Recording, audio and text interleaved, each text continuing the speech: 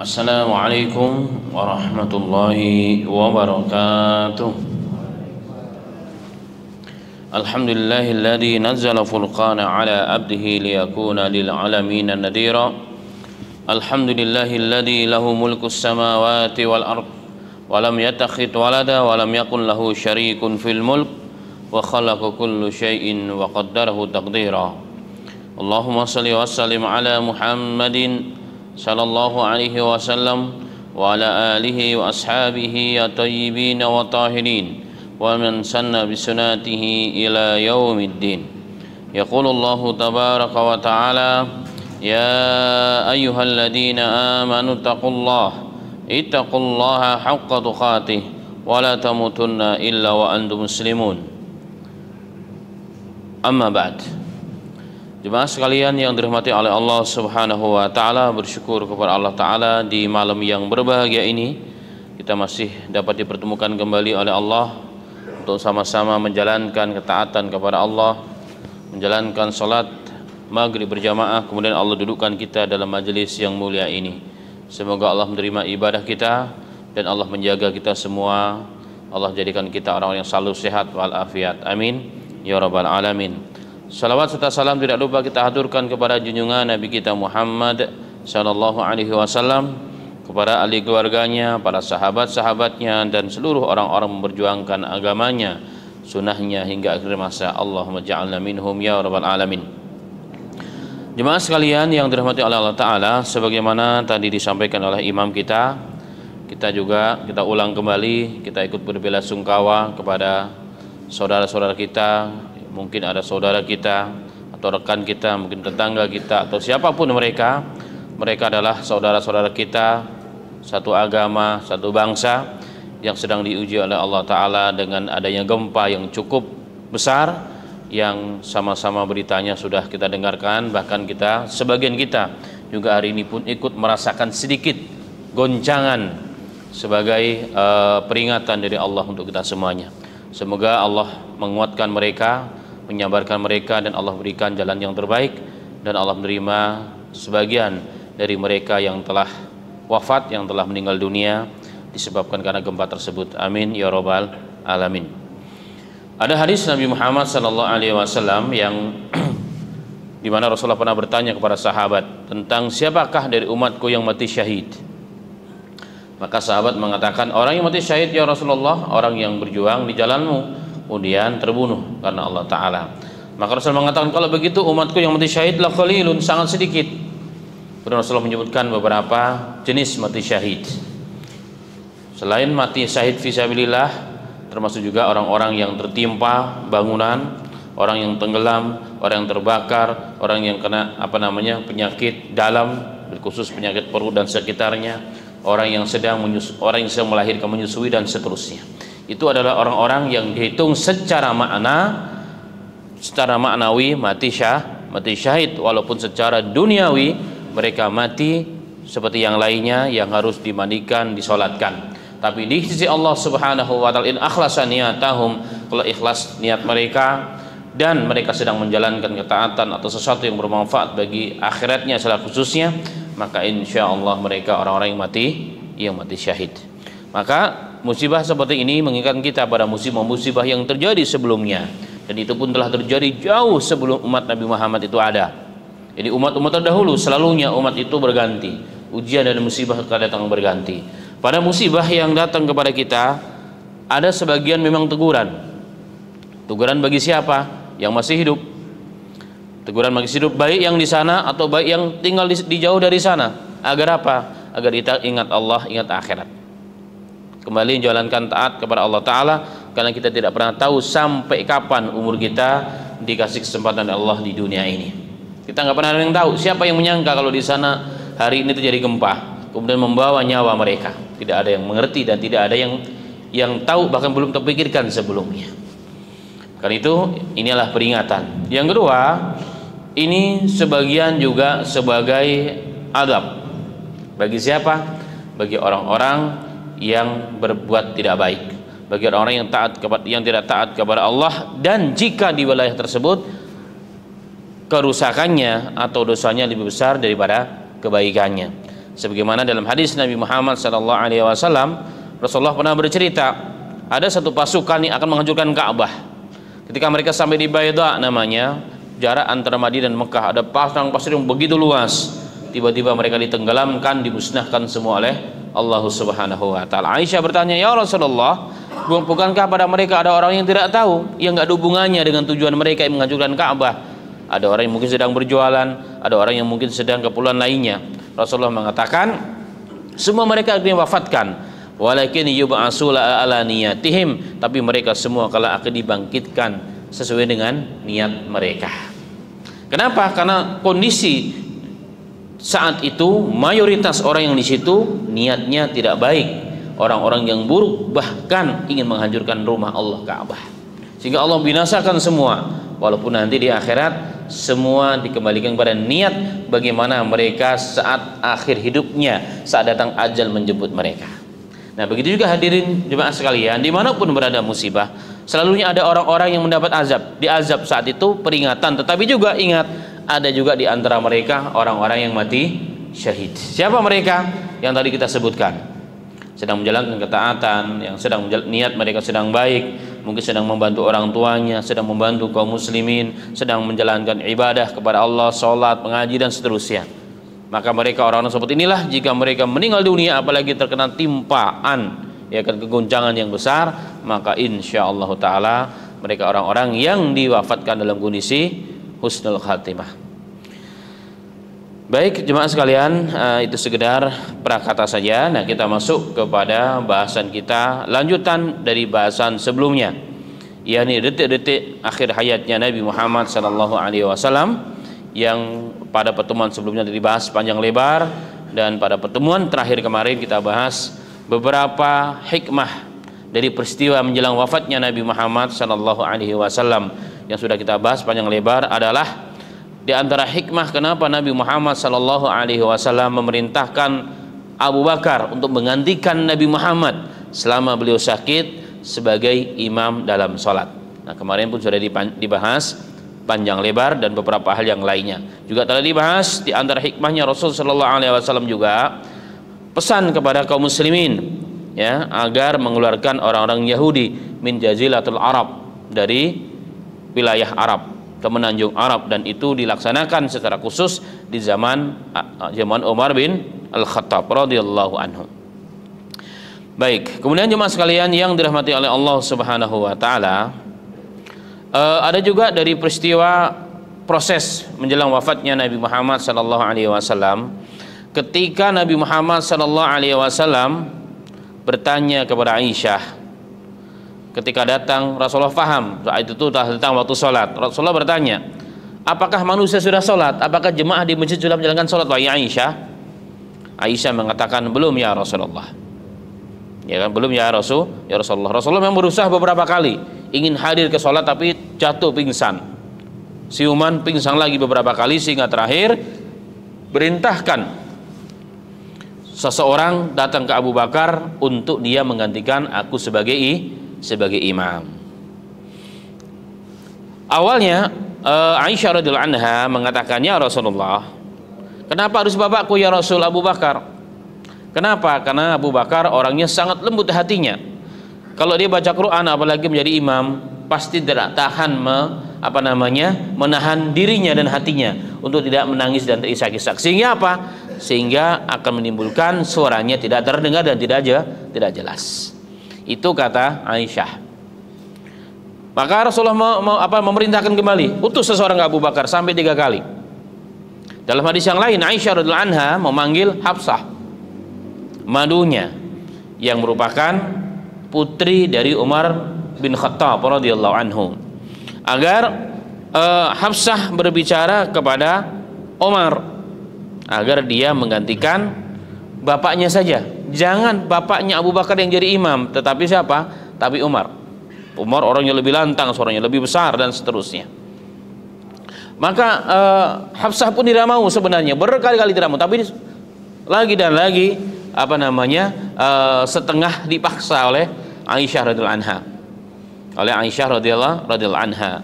Maka sampailah berita tersebut kepada Umar bin Khattab radhiyallahu anhu, Dan ketika mendengar Umar bin Khattab, maka ketika hal itu terdengar oleh Umar bin Khattab, Umar bin Khattab mengatakan tidak pantas bagi Ibnu Abi Quhafah, ya, bagi anaknya Abu Quhafah, Umar bin Khattab maksudnya, menjadi imam sedangkan di antara kita masih ada Abu Bakar As-Siddiq. Abu Bakar Siddiq. Kemudian ada hadis yang lain yang menyatakan juga bahwa Aisyah radhiyallahu anha ketika protes dengan Nabi Muhammad sallallahu alaihi wasallam, protes karena dia tidak mau kalau bapaknya itu menjadi imam, maka Nabi Muhammad sallallahu alaihi wasallam, sesungguhnya kalian itu seperti sawahib Yusuf alaihi salam. Inna kunna la antuna sawahibu Yusuf alaihi salam. Muru Abi Bakrin wal yusalli bin nas. Subhanallah. Rasul mengatakan kali ini seperti wanita-wanita di zaman Yusuf alaihi salam. Seperti Yusuf alaihi salam. Perintahkan Abu Bakar tetap dia menjadi imam, memimpin salat bagi manusia. Itu tegas dari Nabi Muhammad sallallahu alaihi wasallam. Nah, dari satu peristiwa ini, percakapan ini, para ulama mengambil menggarisbawahi kalimat Nabi Muhammad tadi. Innakum kuntunna sawahibu Yusuf. Kalian itu seperti wanita-wanita yang ada di zamannya Yusuf alaihi salatu wassalam. Baik. Kemudian jemaah sekalian yang dirahmati Allah Subhanahu wa taala, apa yang terjadi di zaman Yusuf alaihi salatu wassalam? Apa yang terjadi di zaman Yusuf alaihi salatu wassalam sehingga Rasulullah mensifati bil khusus Aisyah sebagaimana wanita-wanita di zaman Yusuf. Ulama mengatakan yang dimaksud dengan wanita-wanita di zaman Yusuf juga bukan semua wanita sebenarnya. Sebagaimana yang saat itu Rasulullah ajak bicara hanya satu, yaitu Aisyah. Tapi Rasulullah mensifati Aisyah seperti wanita-wanita. Jadi Aisyah sesungguhnya perwakilan dari wanita-wanita yang lain, yakni istri-istrinya Rasulullah yang lain. Di mana ingin mengatakan sesuatu, ya, tetapi berbeda dengan hatinya. Melakukan perbuatan sesuatu tapi berbeda dengan hatinya. Begitulah yang terjadi pada Zulaikha. Dalam Quran, ya, dalam surat Yusuf, panjang lebar Allah berkisah. Ya, Allah berkisah tentang hal ini, tentang bagaimana peristiwa di mana Zulaikha, salah seorang istri pembesar, bahkan menterinya, ada yang mengatakan rajanya, itu kena skandal dengan anak angkatnya yang dimaksud Yusuf alaihi salatu wassalam. Yusuf ini adalah anak angkatnya dari wanita ini, dari wanita mulia, sang pembesar di Mesir saat itu. Dan wanita tersebut tidak tahan menahan melihat ketampanan dari Yusuf dan akhlak yang sangat begitu tinggi dari Yusuf alaihi salatu wassalam. Sehingga dalam kisah yang cukup panjang, ya, sering kita baca ayat tersebut, maka si wanita tersebut membuat makar, ya, menjebak Yusuf alaihi salatu wassalam ketika di rumah sendirian, ya. Dan ketika terjadi itu tiba-tiba dipergoki oleh tuan rumahnya, ya, oleh suaminya yang dimaksud yang sedang pulang. Kisahnya ma'ruf, ya kan, kisahnya ma'ruf. Dan Yusuf alaihissalatu wassalam karena beliau ingin menghindar dari perangkap wanita yang sangat jelita tersebut, maka ditariklah baju belakangnya Yusuf alaihissalatu wassalam, robek. Maka ketika si suaminya datang, dia langsung mengadukan, lihat anak angkatmu wahai suamiku, begitu kurang ajarnya dia kepadaku. Masa saya mau dipaksa oleh dia melakukan hal-hal yang tidak baik? Dia katakan, oh tidak begitu, tidak seperti itu, kebalikan wahai tuanku, wahai Aziz, dia bilang, wahai yang mulia. Maka si pembesar tersebut dia memanggil pembantunya yang juga cerdas, yang pintar. Bagaimana menurut pendapat Anda ini? Istri melaporkan demikian, tapi Yusuf mengatakan demikian. Maka kata pembantu tersebut, lihat, coba kondisi daripada Yusuf bagaimana kondisinya. Ada nggak kira-kira indikatornya bahwa Yusuf melakukan hal tersebut? Apa maksudnya? Contohnya, jika pada tubuhnya Yusuf atau pakainya Yusuf di depan ada yang robek, kemungkinan besar memang Yusuf yang mau. Tapi jika yang bagian belakang, berarti Yusuf dipaksa, Yusuf dijebak. Maka ketika dicek secara fisiknya, ya kan, ternyata baju Yusuf yang di belakang yang dirobek. Nah, kisah ini ya, ini berita yang sangat memalukan sesungguhnya. Dan dalam waktu yang singkat, walaupun di zaman itu tidak seperti hari ini media sosial, tapi berita itu maka tersebar ke seluruh penjuru kota dan terdengar oleh para wanita-wanita, istri-istri para bangsawan, para pejabat di zaman itu.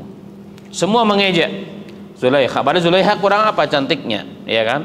Kok bisa-bisanya punya suami yang sukses, pejabat yang baik, ya, yang masya Allah luar biasa. Kok bisa-bisanya ia melakukan perbuatan yang tidak baik dengan anak angkatnya? Zulaikha mengatakan, mereka tidak tahu, mereka tidak pernah merasakan bagaimana saya dalam kondisi seperti saya ini. Maka beliau juga orang yang cerdas. Zulaikha ini adalah wanita yang sangat cerdas. Maka si Zulaikha ini ingin menunjukkan kepada para wanita-wanita yang selama ini mengejek dia. Maka dia membuat jamuan undangan yang spesial untuk orang-orang khusus, ya kan, sesuai dengan levelnya, istri-istri para menteri, para pejabat teras di zaman itu di kota itu. Maka diadakanlah acara besar. Diadakan acara besar, undangan khusus, undangan makan. Dan Quran menyebutkan kisahnya pada surat Yusuf bil khusus ayat 31. Falamma sami'at bimakrihinna arsalat ilaihinna wa'tadat lahunna muttaqi'an wa atat kulla wahidatin minhunna sikina. Tak kala Zulaikha alaihissalam mendengar cercaan, kritikan, nyinyiran, ya kan, julitan, hari ini bilang ya, julitan dari para wanita-wanita pejabat yang satu level dengan dia kepadanya, ya, yang selalu dikatakan kok bisa-bisanya ya wanita secantik ini, pejabat, suaminya pejabat, kok bisanya masih belum terpuaskan, kurang lebih hawa nafsunya demikian. Maka Zulaikha alaihissalam memberikan undangan kepada mereka, undangan khusus, undangan seorang istri pejabat tinggi di zaman itu yang sangat disegani, tentunya ya, dengan desain tempat undangan dan segala hal yang luar biasa. Taib, ketika mereka datang semua, ya, ketika mereka datang, salah satu acaranya adalah apa? Mereka diberikan buah. Mereka diberikan buah-buahan di depannya masing-masing, dan juga diberikan pisau yang sangat tajam. Pisau yang sangat tajam. Ketika mereka sedang berbarengan mulai mengupas itu buah tersebut, maka Zulaikha memerintahkan Yusuf alaihissalam untuk keluar menyuguhkan hidangan. Quran mengatakan waqalat ikhruj alaihinna, berkatalah Zulaikha, keluarlah engkau Yusuf ke mereka, berikan makanan, jamuan kepada wanita-wanita pejabat ini. Falamma, ya, ketika para wanita tersebut melihat bagaimana Yusuf ini datang membawa jamuan dan melihat penampakan jasad Yusuf begitu sangat tampan, maka mereka bertakbir. Dan tanpa terasa waqata'na aydiyahunna, karena melihat begitu tampannya wajah si Yusuf ini alaihi salatu wassalam, yang mereka sedang memegang pisau yang harusnya tadi mengupas buah tufah ataupun apel dan sejenisnya, tanpa sadari mereka mengupas tangan mereka masing-masing tanpa disadari. Kenapa? Karena terperangah mereka, ta'ajub dengan ketampanan Yusuf alaihi salatu wassalam, tanpa berdarah-darah, tanpa mereka rasakan. Bahkan seraya mengatakan faqulna hasya lillah ma hadzal bashar inna hadza illa malakun karim. Subhanallah. Allah mengatakan, mengisyaratkan kejadian ini dengan mengatakan maha sempurna Allah, ma hadzal bashar, ini bukan manusia. Jadi para wanita-wanita yang levelnya kita udah paham ya, orang kaya, anak pejabat, orang Mesir lagi ya kan, orang Kipti lagi, udah kebayang kira-kira ya kan. Masya Allah, mereka luar biasa cantiknya, luar biasa hebatnya. Melihat Yusuf alaihi salatu wassalam, bahkan mereka sampai mengatakan, terkeluar dari lisan mereka, mahada basyarun, mahada basyar. Ini bukan manusia. Ini bukan manusia. Kenapa bukan manusia? Saking gantengnya. Sehingga ada beberapa, wallahu alam, saya coba teks cari sumbernya tapi belum ketemu ya. Ada yang mengatakan Yusuf ini saking gantengnya, kalau berjejeran dengan orang, katanya orang jadi ikut ketularan ganteng. Kalau kita kan beda Pak. Kalau saya dan bapak-bapak sekalian ya kayak saya, kalau jadian dengan artis, kita semakin nampak jeleknya, yang ini semakin nampak cakepnya. Katanya Yusuf nggak begitu katanya. Tapi kita coba cari sumbernya, wallahu alam, sampai sekarang belum dapat. Ya kalau ada silahkan diinformasikan ke saya. Ala kulli hal, begitu tampannya penampakan Yusuf alaihi salatu wasallam, wanita-wanita yang punya pendamping-pendamping yang juga hebat-hebat, mereka masih mengatakan hasya lillah, ma sempurna Allah, ma hadza bashar, ini bukan manusia, in hadza illa malakun karim, tapi ini ini sesungguhnya malaikat yang mulia. Malaikat yang mulia beginilah penampakannya, ini bukan manusia. Ini kalimat, mereka juga paham ini manusia sesungguhnya ya kan, tapi karena begitu tampaknya di luar pikiran mereka sebelumnya, mereka mengatakan ini bukan manusia tapi ini malaikat yang mulia. Taib. Nah, dari kejadian ini jemaah sekalian yang dirahmati Allah Subhanahu wa taala, lanjut ayat panjang ya. Maka mereka baru paham kenapa seorang Zulaikha yang cantik jelita, bahkan tercantik katanya di zaman itu, di kota itu, masih terpesona, tergoda dengan anak angkatnya Yusuf alaihi salatu wassalam. Kalau wanita yang baru sekali saja melihat seperti itu kondisinya, bagaimana kata Zulaikha, saya yang 24 jam hidup satu rumah, satu atap dengan ini orang. Udah, daripada kita terfitnah semua, mendingan kita penjarakan nih Yusuf. Sehingga Yusuf dipenjarakan tanpa ada pengadilan. Kan gitu kisahnya. Inilah salah seorang nabi ya, Rasul Allah, yang dipenjarakan oleh umatnya tanpa ada proses pengadilan terlebih dahulu. Nah, dari kisah ini jemaah sekalian, jadi orang dipenjarakan tanpa pengadilan itu udah biasa dari zaman ke zaman. Sejarah terus akan berulang, hanya manusia yang berubah. Makanya Allah mengatakan wa tilkal ayyamu nudawwiluha bainan nasi. Itulah hari-hari yang diputar oleh Allah dari surah Ali Imran. Itu bukti sejarah itu terus akan berulang, hanya pelakunya yang berubah. Kisah seperti Yusuf masuk penjara itu biasa dari zaman ke zaman, dari ke tahun ke tahun, dari raja satu ke pemimpin yang berikutnya. Nah, kembali kepada maksud dari kisah ini. Nah, dari kejadian ini Nabi Muhammad SAW mengisahkan bahwa Aisyah ini seperti wanita-wanita dari zaman Nabi Yusuf. Mereka memenjarakan Yusuf bukan karena mereka benci dengan Yusuf, saking sayangnya, saking cintanya, tapi mereka takut tidak kuat terfitnah dengan tamu Yusuf, maka Yusuf dipenjarakan. Bukan karena benci dah. Inilah kisah luar biasa, orang dipenjara gara-gara karena ketampanannya, karena kehebatannya dipenjara. Takut wanita-wanita yang merupakan wanita-wanita pilihan ya, wanita-wanita yang terpilih karena menjadi wanita-wanita istri-istri para tokoh di zaman itu, memenjarakan seorang manusia. Kenapa? Karena takut kena fitnahnya orang ini, bukan karena Yusuf berdosa, tidak.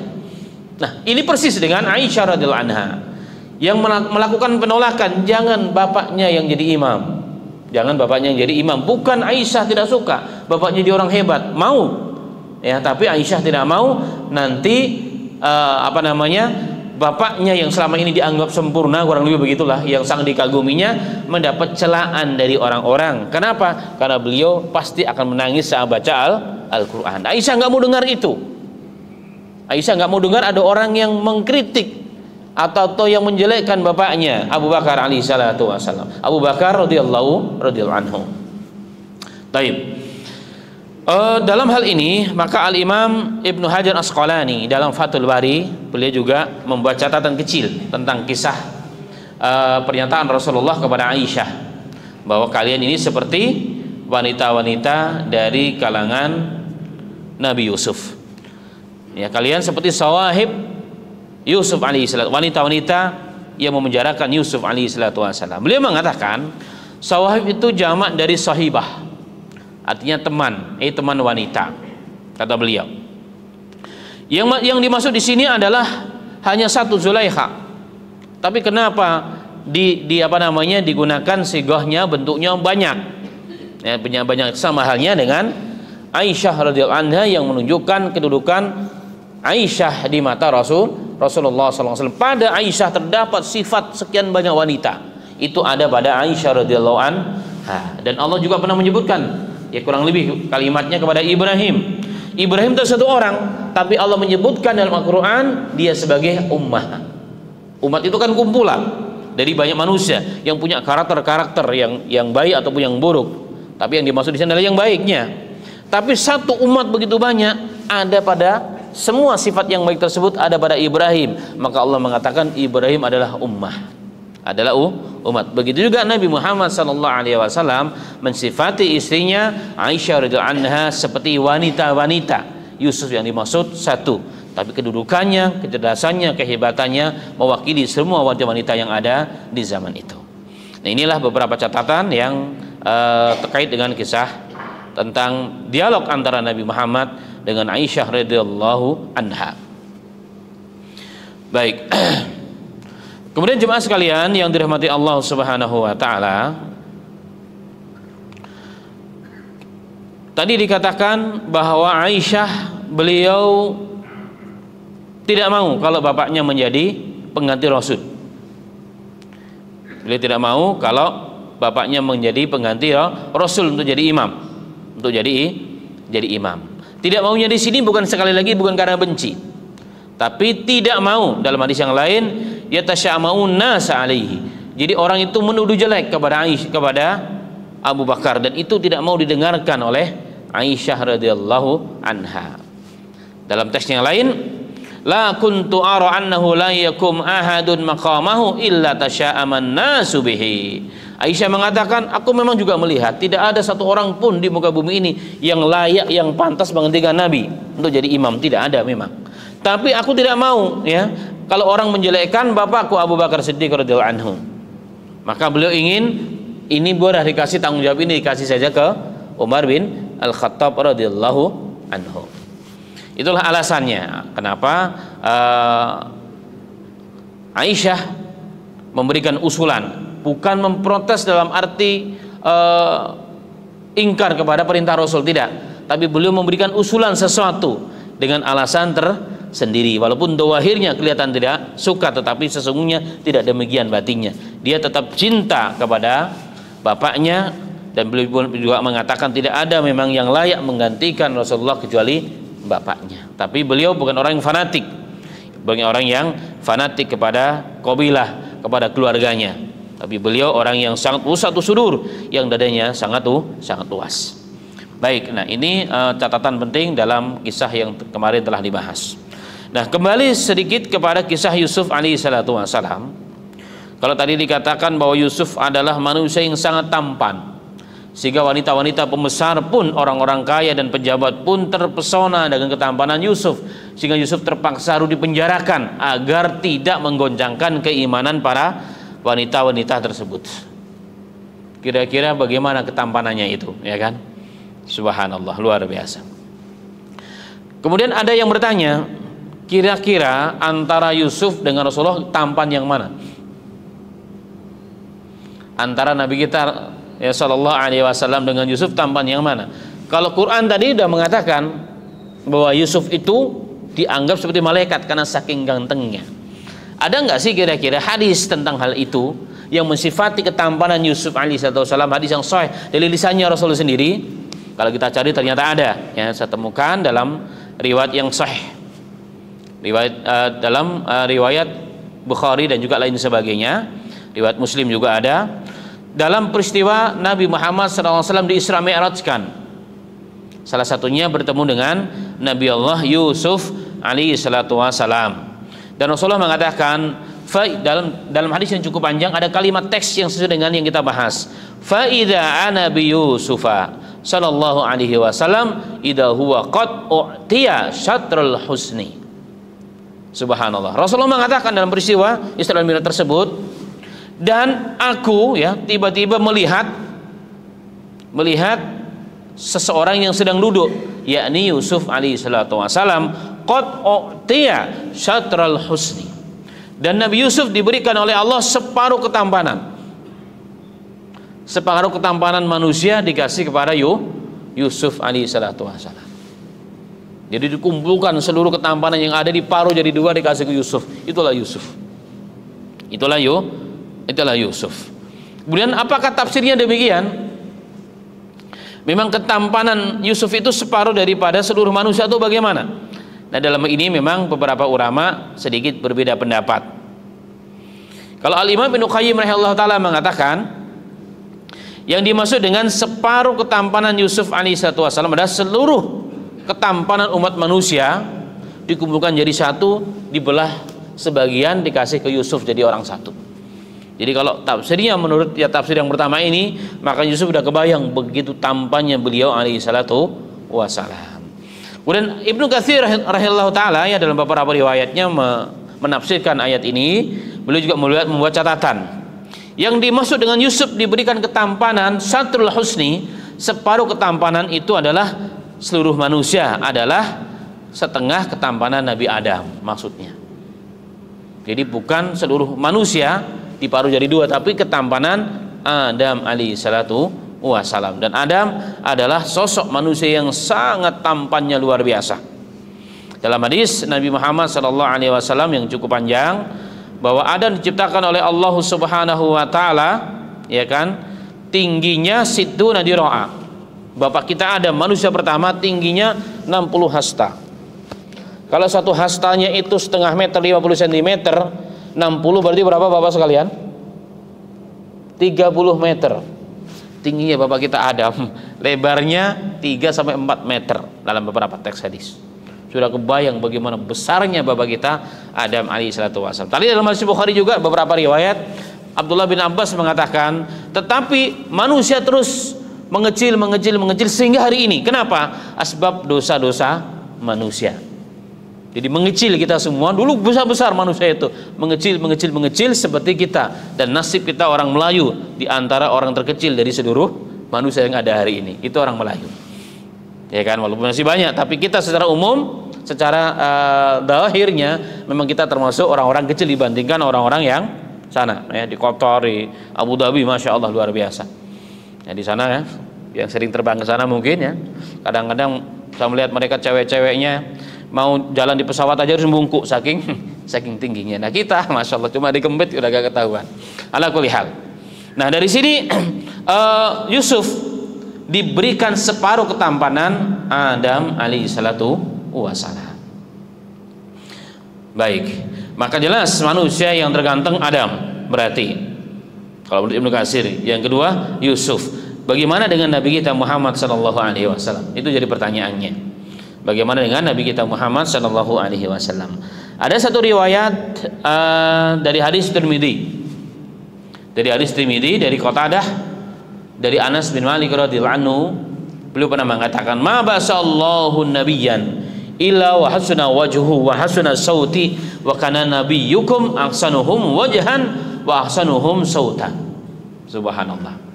Beliau mengatakan bahwa tidak ada seorang nabi pun diutus oleh Allah kecuali berwajah tampan. Jadi nabi berwajah tampan dan juga bersuara bagus. Wajahnya sudah tampan, ya kan, suaranya juga bagus, masya Allah. Hanya suara bagus aja banyak orang yang jatuh cinta. Kita ada teman yang di Mesir, orangnya masya Allah ya, orang dari Indonesia ya, dari Madura, orangnya kecil, agak coklat Melayu banget lah begitu. Waktu liburan disuruh azan di masjid orang Mesir, suaranya subhanallah luar biasa. Sehingga apa? Anak dari tokoh tersebut terpikat dengan suaranya, minta nikahkan. Walaupun akhirnya minta cerai ya, karena tidak nyambung. Ini terlalu besar, ini terlalu mungil ya, orang kita terlalu mungil. Akhirnya cerai. Tapi alhamdulillah maksud saya adalah apa?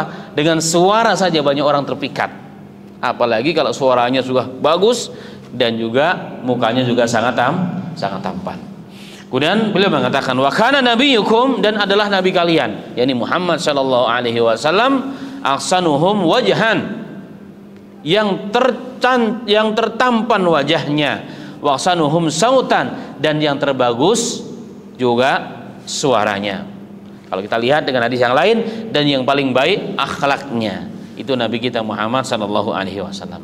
Maka pantaslah kalau Allah mengatakan laqad kana lakum fi rasulillahi uswatun hasanatun. Sesungguhnya bagi kalian pada diri Rasulullah terdapat suri teladan. Mau cari apa, ada semua pada Nabi kita Muhammad sallallahu alaihi wasallam. Nah, dari sini maka jemaah sekalian yang dirahmati Allah Subhanahu wa taala, maka manusia yang tertampan ya dari tes di sini adalah Adam, Yusuf, dan Nabi kita Muhammad sallallahu alaihi wasallam, manusia yang sangat begitu tampan. Bahkan sering disifati dengan qamar. Antal qamar, anta syams, engkau matahari dan engkau adalah bulan. Itu dalam bahasa Arab gambaran orang itu begitu hebat dan juga begitu tampan. Kalau bahasa Arab mengatakan antal qamar, engkau wajahmu seperti sang rembulan yang sedang cerah pada malam 15 hari bulan. Itulah Nabi kita Muhammad sallallahu alaihi wasallam. Baik, jemaah sekalian yang dirahmati Allah Subhanahu wa taala. Kemudian dari beberapa kejadian juga yang peristiwa yang sudah kita bahas ya pada pertemuan yang ketujuh kalau tidak salah, Nabi Muhammad sallallahu alaihi wasallam menjelang wafatnya, selain tadi ada peristiwa yang dialog antara beliau dengan Aisyah, juga secara tegas memberikan beberapa wasiat yang diantaranya sudah kita bahas. Di antaranya adalah apa? Memerintahkan agar orang-orang Yahudi dan Nasara dijauhkan dari Jaziratul Arab. Yang pertama. Yang kedua, beliau juga melaknat mereka berdua. Ya, laknat Allah kepada Yahudi wa Nasara. Kenapa? Yattakhiduna kubur anbiya'ihim al-masajid. Karena mereka menjadikan kuburan para nabi-nabi mereka sebagai masjid yu'bad li ghairillah, disembah selain Allah Subhanahu wa taala. Ini juga pesan. Kemudian ada hadis yang lain juga, Nabi Muhammad pernah berpesan ya, sebagaimana dalam teks hadis yang sahih, karena akhiru kalamihi Rasulillah sallallahu alaihi wasallam as-salah ittaqullah fima malakat aymanukum. Rasulullah mengatakan salat, jagalah salat, jagalah salat, jagalah salat. Bertakwalah kalian kepada Allah dan jagalah amanah yang Allah berikan kepada kalian, yakni budak-budak kalian. Dalam riwayat wanita-wanita kalian dan budak-budak kalian. Ini diantara pesan Rasul. Dan ulama mengatakan bahwa pesan Rasul di akhir itu menunjukkan begitu sangat pentingnya pesan itu, yakni sholat dan hak di bawahan orang laki-laki, kaum wanita, baik istri ataupun budak-budak ataupun putri-putrinya, harus dijaga karena itu merupakan amanah dari Allah. Sholat amanah dari Allah, perintah tapi amanah dari Allah. Bahkan untuk mengambil sholat itu tidak melalui perantara. Seluruh wahyu Allah, seluruh syariat Islam ini hampir semuanya melalui perantara Jibril. Semuanya, puasa, zakat, ya kan, dan seterusnya. Tapi untuk amanah dan perintah sholat Allah berikan tanpa perantara. Di mana diberikan? Saat peristiwa Isra dan Mi'raj di atas langit sana. Allah langsung memberikan kepada Nabi kita Muhammad di belakang hijab, dan ini menunjukkan begitu pentingnya. Maka Rasulullah mengingatkan sebelum wafat, jagalah sholat oleh kalian, jagalah sholat oleh kalian. Bahkan dalam hadis yang sahih, pembeda antara kekufuran dan seorang yang beriman adalah sholat. Artinya yang menjalankan sholat itu berarti dia menjadi seorang muslim, seorang mukmin insyaallah. Dan orang meninggalkan sholat berarti orang yang kafir. Sehingga dalam fatwa seorang tabi'in mengatakan, kami mengetahui bahwa para sahabat tidak ada yang bersepakat meninggalkan suatu amalan menjadi kafir kecuali sholat. Jadi para sahabat meninggal, orang yang datang telat ke masjid dianggap munafik. Itu di zaman sahabat, ya kan. Hari ini orang Islam mengakunya Islam tapi tinggalkan sholat, berani meninggalkan sholat, jemaah sekalian. Ini luar biasa. Ya, padahal Imam Ahmad bin Hanbal rahimahullah taala pernah mengatakan bahwa kalau Anda ingin melihat sejauh mana Anda kedudukannya di sisi Allah, maka lihatlah sejauh mana salat itu dalam hati Anda. Ya kan, sejauh mana kita melihat kedudukan kita di sisi Allah, maka lihatlah salat fi qalbik, sejauh mana salat itu dalam hati kita. Itulah sisi derajat kita di sisi Allah Subhanahu wa taala. Makanya Umar bin Khattab radhiyallahu anhu pernah menulis surat kepada wakil-wakilnya, yakni gubernur-gubernur. Hari ini menjadi negara-negara khusus seperti di Mesir, kemudian seperti di wilayah Syam, hari ini menjadi 4 negara, ya kan, di wilayah Irak. Menulis surat kepada mereka, kepada gubernur. Ini para sahabat semua juga ingin jadi gubernur. Di antara isi suratnya adalah apa? Sesungguhnya perkara yang paling penting bagiku adalah salat, kata beliau. Jadi tolak ukur seorang raja itu, seorang pemimpin baik, sejauh mana dia menjaga salat, ihtimam dengan salat. Karena kemudian beliau mengatakan, wa man dayya'aha, barang siapa yang menyia-nyiakan salat, wali gorihi adi', maka perkara selain salat lebih mudah untuk disia-siakan. Nah, dari sini ulama mengatakan tidak ada orang yang korupsi, melakukan pelanggaran-pelanggaran dunia ataupun akhirat, kecuali salatnya pasti tidak dijaga dengan baik. Kalaupun dia masih salatnya dipertanyakan kebenarannya dan keabsahannya dari tinjauan agama dan fikihnya. Kenapa? Karena perintah dengan Allah saja disia-siakan, apalagi hubungannya dengan manusia. Allah yang ngasih hidup, ayo ngasih makan, kita sia-siakan jemaah sekalian. Apalagi amanah dari manusia. Kemudian beliau mengatakan, wa man hafadhaha, barang siapa yang menjaga salat, wali gorihi ahfad, maka dipastikan salat saja dijaga, maka yang lain pun lebih mudah untuk dijaga. Salat yang 5 waktu harus tepat, harus berjamaah, bakal laki-laki di awal waktu kalau bisa. Ini dijaga. Ini orang hebat, ini komitmen jemaah sekalian.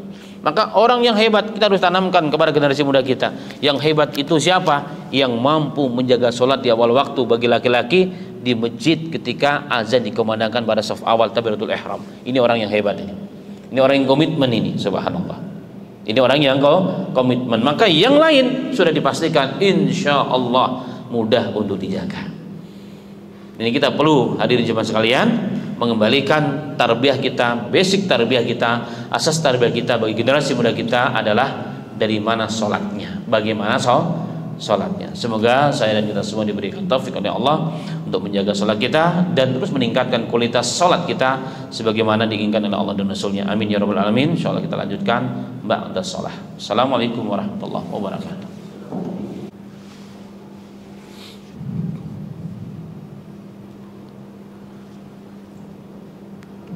Bismillahirrahmanirrahim. Assalamualaikum warahmatullahi wabarakatuh.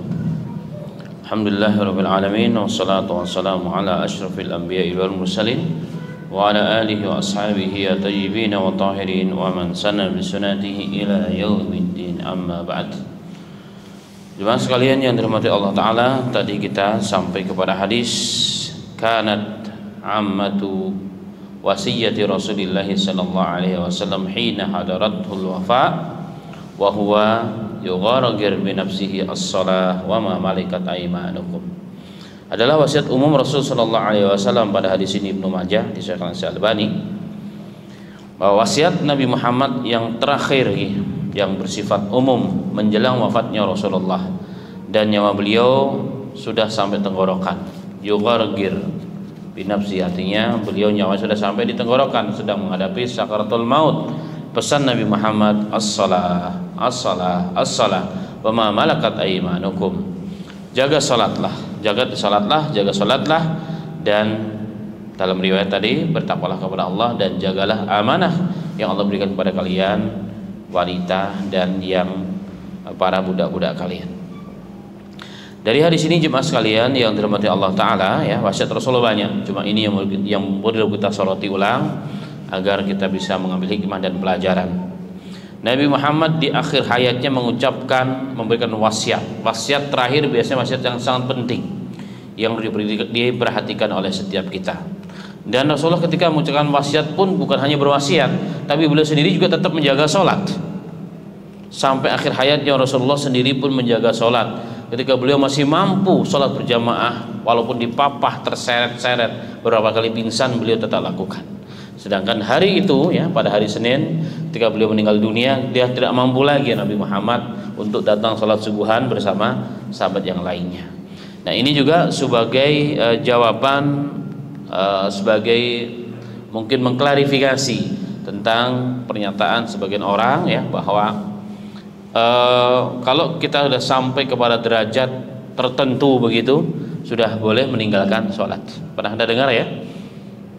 Itu dari mana dalilnya? Dari firman Allah Ta'ala, wa'bud rabbaka hatta ya'tiyakal yakin. Ya, surat, nah, sembahlah Allah oleh kamu sampai datang keyakinan kepada kamu. Amatu ahli tafsir, umumnya keumuman ahli para tafsir Ahlussunnah wal Jamaah yang mengatakan, yang dimaksud dengan sembahlah olehmu sehingga datang keyakinan kepadamu, maka al-yakin di sini adalah al-maut, adalah kematian. Artinya kita disuruh nyembah Allah, beribadah kepada Allah, taat kepada Allah sampai kapan? Sampai kita mati. Nah, oleh sebagian orang, ada sebagian segelintir orang menerjemahkan yakin yang dimaksud yakin lawan dari ragu. Itu orang sudah sampai hakikah ya, sampai pada tingkatan taraf hakikat orang bilang, maka sudah boleh tidak beribadah kepada Allah, dan apapun yang dilakukan katanya diampuni oleh Allah.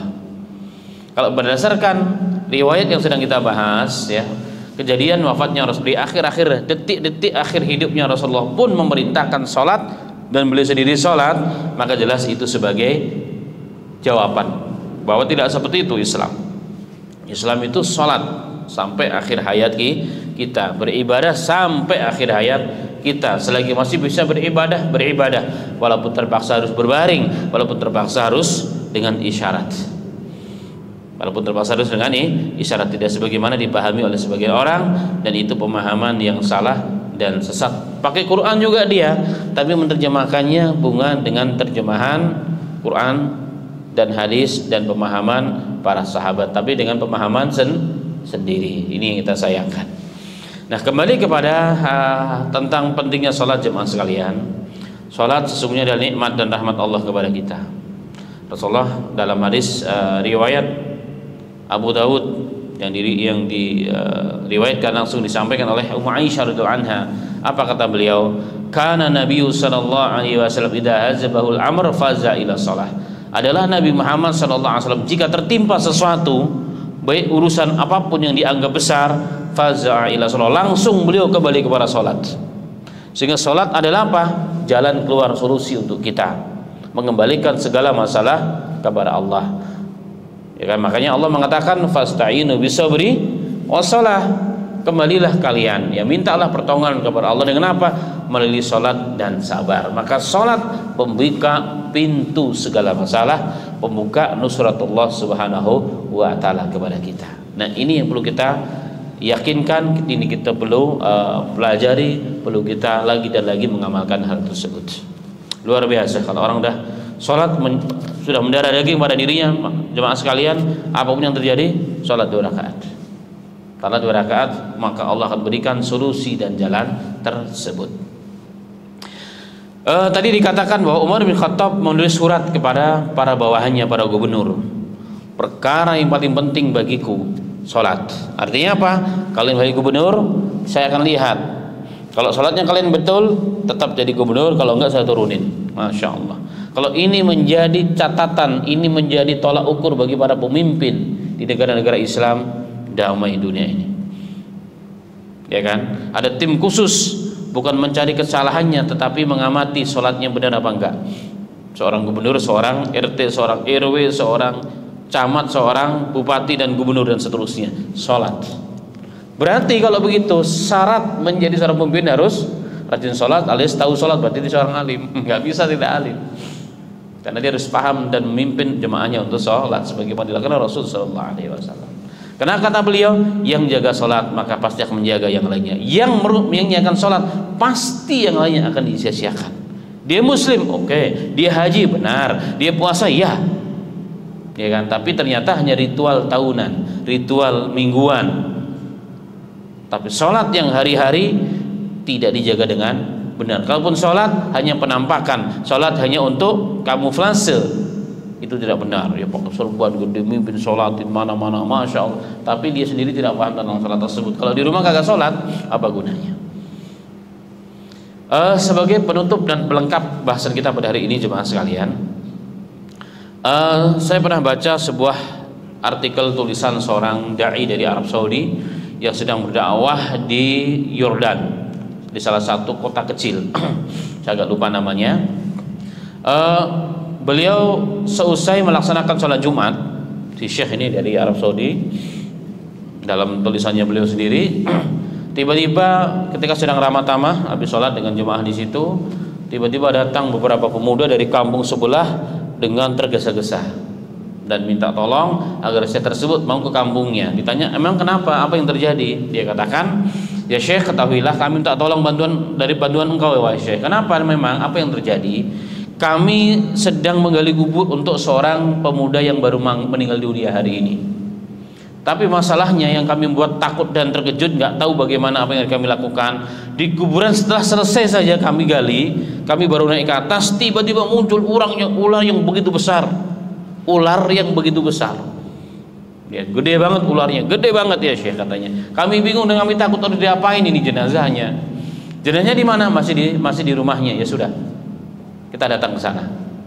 Kita datang ke sana menemui ahli keluarganya dan beliau berwasiat, siapa yang tidak jaga sholat tidak boleh ikut, dan yang ikut hanya ahli keluarganya yang punya hubungan darah dengan si pemuda tersebut. Yang tidak jaga sholat jangan ikut, nggak boleh ikut. Jadi yang ikut hanya orang-orang yang menjaga sholat. Nah sampai di situ dilihat oleh beliau dan orang yang ikut hadir, jadi kuburan yang begitu besar itu penuh dengan satu ular. Udah kebayang kira-kira gedenya kayak apa itu ular. Terus saya bilang, coba dinaikkan. Nggak bisa, syekhnya apa? Cari kayu atau besi yang besar, kemudian diangkat dengan cara paksa supaya naik itu ular. Akhirnya pelan-pelan ular itu bisa naik dengan susah payah, dengan waktu yang sangat tidak sebentar. Akhirnya dia agak menjauh dari kuburan tersebut. Setelah itu diberitahu, tolong bawa jenazahnya. Dibawa, setelah mendekat ke kuburan ya, diturunkan dari mobil. Kemudian baru saja dia mau diletakkan dengan kerandanya itu yang untuk membawa, tiba-tiba ular tersebut seperti diperintahkan oleh sesuatu, tiba-tiba berdiri tegak kepalanya dan terus dia lari begitu loncat menerjang jenazah yang masih baru diletakkan di atas keranda itu. Dan sekonyong-konyong jemaah itu langsung lari ketakutan, bahkan tidak sedikit yang pingsan. Dan beliau Syekh mengatakan, yang kami lihat hanya hanya debu yang sangat begitu luar biasa tebalnya, dan kami tidak tahu apa yang terjadi pada keranda tersebut saat itu. Yang hanya kami dengarkan hanya suara seperti tulang-tulang patah, krek kurang lebih begitu. Setelah kami cukup lama menanti, reda juga ya debu tersebut mulai turun, kami melihat maka keranda tersebut yang di atasnya masih ada jenazah seorang pemuda tersebut dililit oleh ular yang begitu besar sehingga tidak kelihatan jenazah tersebut. Dan banyak yang pingsan karena peristiwa sangat mengerikan. Bayangkan ada ular besar tiba-tiba lari bus begitu. Masya Allah, luar biasa. Ini di akhir zaman ini. Kemudian beliau mengatakan setelah reda semua, yang pingsan-pingsan disuruh bawa pulang, diobati, kami sudah bisa tarik napas, sudah bisa ketakutan sudah mulai reda, maka kami pelan-pelan kami giring itu ular dengan kami sodok dengan kayu atau besi yang dari jauh, pelan-pelan kami geser, dia lama-lama bergeser ke lubang kuburan. Setelah masuk kami kubur bareng-bareng. Itu kata beliau. Kemudian setelah selesai kita pulang ke rumahnya dan kami bertanya kepada ibundanya, sebenarnya anak ini bagaimana? Dikatakan anak ini baik sekali. Anak ini baik. Akhirnya baik. Hanya satu yang saya sayangkan, dia suka menelat-nelatkan sholat. Bukan tidak sholat, suka menelat-nelatkan sholat. Maka beliau, itu mungkin juga sebagian tafsir dari firman Allah, fawailul lil musallin alladzina fi sholatihim sahun. Celakalah bagi orang yang salat. Siapa mereka? Alladzina fi salatihim, orang yang dalam salatnya suka lalai. Lalai apanya? Pertama, lalai waktunya. Suka menelat-nelatkan salat. Ya, sudah azan masih belum diselesaikan. Di masjid sudah assalamualaikum masih belum sholat. Ketika muazin berikutnya baru sholat dia. Bukan tidak sholat, sholat tapi menelatkan waktunya atau menelantarkan rukun-rukunnya seenak sendiri sholatnya. Ya, seperti Rasulullah mensifati orang-orang munafik itu kalau sholat itu di akhir, di penghujung-penghujung sudah mau habis baru sholat. Sholatnya cepat-cepat seperti ayam sedang mematu biji-bijian. Rukuknya enggak tumaknina, sujudnya enggak tumaknina, bacaannya apalagi. Bacanya apalagi. Jadi orang yang sholat pun yang tidak menjaga hukumnya, ahkam-ahkam sholat pun masih dikatakan celaka. Celaka. Mungkin orang muncul lah kalau gitu, nah mendingan nggak sholat kalau kita belum bisa sholat dengan baik. Oh, salah lagi. Dia akan salah lagi. Orang yang belum maksimal sholatnya tetap harus sholat dan dia harus belajar, proses belajar. Nah, kalau dia nggak belajar hanya begitu saja sebagaimana yang dimaksud pada ayat ini, dia termasuk orang yang diancam pada ayat tersebut. Ancamannya apa? Celaka dunia sebelum akhirat. Dan ini bagian kisah. Ini bagian kisah. Ada satu hadis tapi hadisnya maudhu. Orang yang meninggalkan sholat nanti akan disiapkan di kubur ular Syu'ban Sujalul Aqra namanya. Ular yang kepalanya botak. Botak itu katanya karena saking ganasnya racunnya. Dan kalau dia meninggalkan sholat atau meninggalkan sholat dari subuh sampai di subuh maka dipukul, maka 70 hasta ke dalam bumi dia tenggelam. Begitu juga dipukul zuhur sampai asar sampai maghrib sampai isya sampai subuh. Dan dia berteriak tapi tidak ada orang yang dengar. Ini mengerikan memang. Tapi secara sanad hadis, sebagian ulama mengatakan hadisnya la yasihhu, tidak sahih yang hadis ini. Tapi istilah Sujalul Aqra itu memang ada, yaitu azab bagi orang-orang yang meninggalkan zakat nanti pada hari kiamat. Bagaimana dengan kisah yang tadi? Kisah ini nyata. Ditulis oleh seorang dai di Saudi Arabia dalam satu risalahnya beliau. Saya lupa judul namanya. Ini fakta yang nyata. Yang jelas ini masuk dalam kategori ancaman ayat tadi. Fawailul lil musallin, celakalah bagi orang yang salat.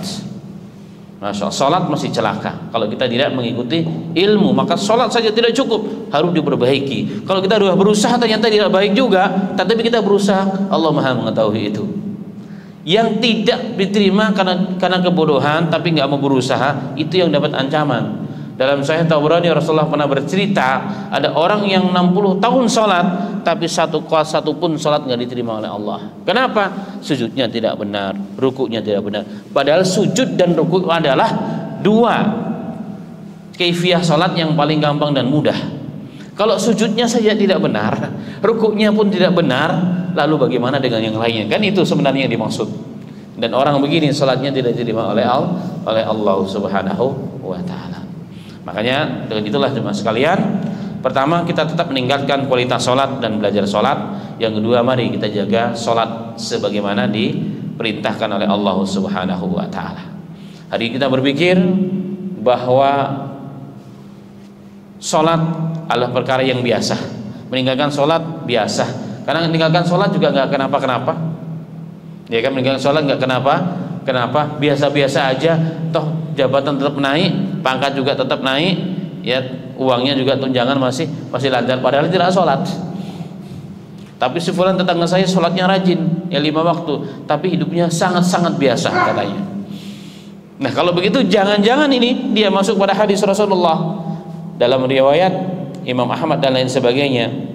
Tahu manusia, jika ada orang yang diberikan rezeki sedangkan dia selalu dalam kemaksiatan kepada Allah, ketahuilah itu adalah istidraj, pembiaran. Istidraj itu pembiaran sampai waktu tertentu baru sekaligus diazab oleh Allah Subhanahu wa taala. Wa na'udzubillahi min dzalika. Karena itulah jemaah sekalian, berapapun gaji kita, berapapun siapa kita, jangan sekali-kali berani meninggalkan salat. Karena sholat yang kita tinggalkan sekali, seberapapun gaji yang kita punya, tidak bisa menebus tuh waktu hilangnya sholat itu. Sahabat dahulu mereka bersedih, berkabun berhari-hari kalau ada waktu sholat ketinggalan sholat berjamaahnya. Berkabun berhari-hari kalau kita bergabung kalau udah meninggal, ya kan? Udah 3 hari, 7 hari dan seterusnya. Sahabat sampai hari kesedihan lah begitu. Dipanggil hari kesedihan kenapa? Gara-gara sholatnya ketinggalan, sholat berjamaahnya. Ini luar biasa jemaah sekalian. Ya, siapa di antara kita yang sedih berhari-hari? Kenapa baju kok dari tadi nangis melulu? Tadi sholat zuhurnya sakit telat di masjidnya, masya Allah. Ya kan? Ada orang menangis di pojokan seharian. Kenapa? Ternyata diberitahu sholat maghribnya ketinggalan, tidak bisa berjamaah. Ini luar biasa ya. Orangnya kayak begini, masya Allah, yang terkait hatinya dengan Allah Subhanahu wa Ta'ala. Makanya bagaimana caranya? Kita harus merasakan sholat itu nikmat, sholat itu amanah, sholat itu bukan beban, tapi sholat itu adalah waktu kita berhubungan langsung dengan Allah. Makanya dalam hadis yang sahih Rasulullah, kalau banyak masalah gundah gulana, datang kepada Bilal, ya Bilal arihna ya Bilal, berikan kami istirahat wahai Bilal. Dengan apa? Kekumandangkan azan. Jadi bagi Rasulullah azan itu waktu istirahatnya. Kenapa? Bisa langsung berhubungan dengan Rabbnya Allah Subhanahu wa Ta'ala, bukan kayak kita hari ini. Semoga saya menyampaikan dan kita semua diberikan taufik oleh Allah untuk menjaga salat kita istiqamah sebagaimana perintah Rasul, salat di awal waktu, salat berjamaah di mana di masjid dikumandangkan shaf yang pertama, syukur-syukur menjaga pada takbiratul ihram bersama imam hingga akhir hayat kita, dan terus Allah perbaiki ibadah kita terutama salat kita sebagaimana contoh daripada sifat salatul Nabi kita Muhammad sallallahu alaihi wasallam. Terakhir, mari kita jadikan salat sebagai asas tarbiyah kita di rumah kita. Hari ini kita marah kalau anak kita tidak masuk sekolah. Pernahkah kita marah semarah-marahnya ketika anak kita tidak sholat jemaah sekalian? Kalau tidak, ya kita menganggap sholat biasa, ya kan? Kalau tidak, kita anggap sholat itu nggak ada harganya, hanya omong kosong. Mari kita mulai dari sekarang, mumpung masih ada waktu dan kesempatan, supaya mereka tahu sholat bagi orang Islam tidak bisa ditawar menawar. Walaupun kita harus dipotong-potong di pintu nasi, di pintu jaga sholat, nggak ada masalah, karena sholat adalah segalanya.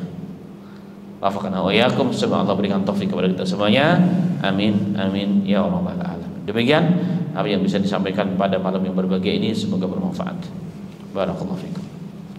Baik, silakan jika ada yang mau menambahkan atau mungkin bertanya. Fadhal Syekh.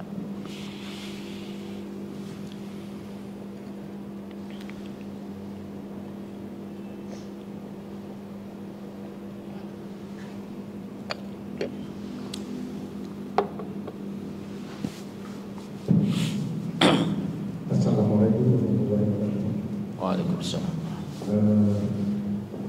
Pertanyaannya mungkin tidak terlalu penting, tapi tentang Nabi Yusuf tadi Ustaz sampaikan sejarahnya. Sejak kecil saya itu mendengarnya bahwa sahabat Nabi Yusuf itu yang tertarik terhadap, katakanlah yang sampai terluka tangannya itu adalah Zulaikha.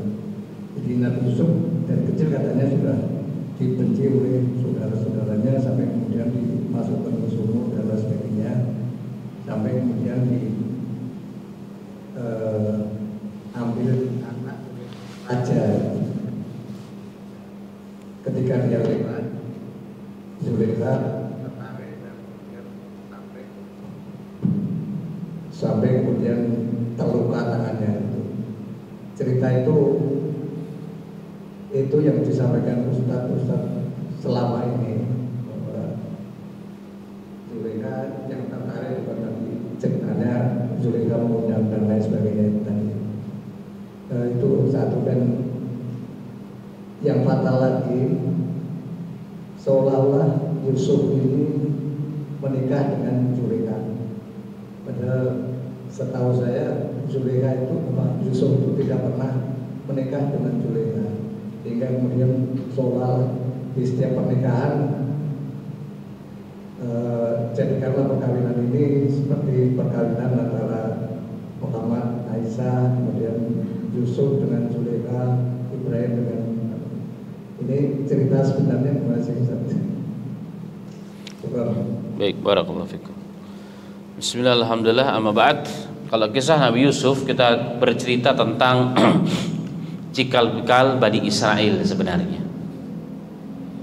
Cikal bakal Bani Israel, karena saudara Nabi Yusuf ada 12. Yang seibu beliau dengan Benyamin, yang sisanya termasuk Yahuda yang menjadi Yahudi itu ibu yang pertama, mereka 10 tambah 2 jadi 12. Bapaknya mereka semua adalah Yakub. Bapaknya Yakub adalah Ishak. Bapaknya Ishak adalah Ibrahim. Berarti Yusuf bin Yakub bin Ishak bin Ibrahim. Kenapa mereka jadi dikatakan Bani Israel? Kenapa mereka jadi dikatakan Bani Israel? Israel itu gelar untuk Nabi Yakub. Israel itu adalah gelar untuk Nabi Yakub. Artinya ada beberapa istilah ulama, ada yang mengatakan orang yang baik, orang yang tekun, orang yang amanah, dan seterusnya. Itu namanya Israel. Maka anak-anaknya Nabi Yakub ini yang 12 disebut dengan Bani Israel. Dari sana lahirlah generasi yang begitu banyak sampai Nabi kita Isa alaihissalatu wassalam itu dari keturunan itu semua. Dari keturunan itu semua, dan mereka memang dalam beberapa banyak kitab, termasuk kitab Kisah Nabiyin, Al-Imam Ibnu Katsir mengatakan bahwa terbanyak nabi dan rasul diutus oleh Allah ke bumi ini adalah ke Bani Israel. Baik, kembali pada kisah Nabi Yusuf. Nabi Yusuf yang dari kecil sudah dibenci karena dihasati. Kenapa dihasati? Oleh saudara-saudaranya yang 10 tadi. Kalau Benyamin enggak, yang satu ibu enggak. Kenapa? Karena perhatian Nabi Yakub nampak lebih kepada Yusuf. Kenapa jadi lebih? Karena Nabi Yusuf dia seorang nabi dan rasul, dia tahu. Apalagi Yusuf telah bercerita bahwa dia telah melihat dalam mimpi. Ini semua sumbernya dari Quran surat Yusuf. Jadi baca dari awal sampai akhir. Kenapa sampai demikian? Karena Nabi Yusuf alaihissalatu wassalam kecil telah diperlihatkan oleh Allah dalam mimpinya, ya, tanda-tanda kenabian seperti matahari bersujud kepada Yusuf dan seterusnya. Nah, dari situlah maka kebencian dari Yahudi itu atau saudara-saudara yang lain dari kalangan Bani Israel untuk menghilangkan Nabi Allah Yusuf. Dengan cara apa? Dengan cara pura-pura diajak main, tapi ternyata dimasukkan dalam sumur. Dan dalam sumur ada rombongan yang sedang musafir arah ke Mesir. Ketika menimba air, malah dapatnya Nabi Yusuf. Dia begitu sangat ganteng waktu masih muda dan kecil tersebut. Kemudian sampai di Mesir dijual, dibeli oleh suaminya Zulaikha. Kisahnya begitu. Nah, terjadilah apa yang terjadi sebagaimana tadi disampaikan. Nah, apakah betul Zulaikha menikah dengan Yusuf alaihissalam? Memang tidak ada teks yang jelas. Tapi yang jelas Nabi Yusuf setelah kejadian yang tadi itu masuk penjara. Sekian lama masuk penjara, kemudian keluar dari penjara setelah mampu mentakwil mimpi dari 2 orang ahli penjara. Nah, dari situ beliau kemudian menjadi menteri perekonomian di negara itu dan begitu makmur, sangat luar biasa. Nah, dari situ kembali kepada Bani Israel, terjadilah paceklik sebagaimana yang ditafsirkan dalam mimpi tersebut. Dari situlah kenapa Bani Israel tinggal di Mesir, karena Palestina ini tempat tanah kelahirannya adalah Palestina dalam kondisi paceklik yang sangat luar biasa, kemarau panjang. Maka seluruh keluarganya dan saudaranya dari Nabi Yusuf yang 11 plus bapaknya Nabi Yakub dibawa ke Mesir. Nah, dari Mesir berkembang biaklah, terus semakin berkembang biak sampai datanglah masa di zaman Nabi Musa alaihissalatu wassalam. Di zaman itu orang-orang Bani Israel dikembalikan sebagaimana pertama kali datang. Mereka dihinakan, dijadikan sebagai budak. Kenapa demikian? Karena orang-orang Kipti, orang-orang Mesir marah dengan Bani Israel. Kenapa? Sudah bertahun-tahun dikasih tempat, puluhan tahun, ribuan tahun di sini, tapi kalian malah semena-mena kepada kami. Dan mereka ambisius, sombong, suka mengejek orang. Itu sifat karakternya memang. Makanya di zaman Nabi Musa lahirlah Fir'aun Nabi Musa itu ganas luar biasa. Maka mereka ditentukan untuk menjadi budak semua. Karena itulah diselamatkan oleh Allah melalui Nabi Musa alaihissalam, dikembalikan ke Kanaan, jadi ke wilayah Syam, yaitu Palestina. Itu kisahnya ala kulli hal. Nah, kembali kepada pertanyaan, benarkah Zulaikha itu nikah dengan Yusuf alaihissalam? Tidak ada nas yang jelas. Tidak ada nas yang jelas sama sekali, memang tidak ada. Tapi saya pernah melihat film Nabi Yusuf dan Zulaikha. Memang Zulaikha waktu itu sudah tua, dengan izin Allah, dengan mujizat Nabi Musa menjadi muda kembali, tapi tidak terjadilah pernikahan dan tidak pernah sama sekali disentuh oleh Nabi Yusuf. Itu dalam kisah cerita itu. Tapi nasnya memang tidak ada. Nas secara jelas memang belum bisa dibuktikan itu. Tidak ada. Ya, tidak ada pembuktian bahwa Nabi Yusuf itu menikah dengan Zulaikha alaihi wassalatu wassalam. Tapi yang jelas Zulaikha adalah wanita yang sangat cantik, yang menjadi idola di zaman itu. Tapi Nabi Allah Yusuf alaihi wassalam pun tidak tergoda dengan itu, karena beliau seorang nabi. Makanya betul ya, makanya hal ini pernah dikritisi memang oleh seorang ahli hadis yang pernah menjadi imam besar Masjid Istiqlal, almarhum siapa namanya itu? Ali Yaqub ya? Mustafa Yaqub ya, Syekh almarhum ya. Semoga Allah mengampuni dosanya. Beliau pernah mengkritisi ini juga, bahwa memang tidak ada dalilnya, kurang lebih gitulah bahasanya, bahwa Zulaikha itu menikah dengan Yusuf alaihissalatu wassalam. Ya, dan menjadi doa-doa dalam khutbah-khutbah, dalam ceramah-ceramah pernikahan itu, kata beliau ini juga kurang tepat karena tidak ada nas yang bisa dipertanggungjawab, karena beliau seorang ahli hadis. Masya Allah, barakallahu fikum wa zakhar.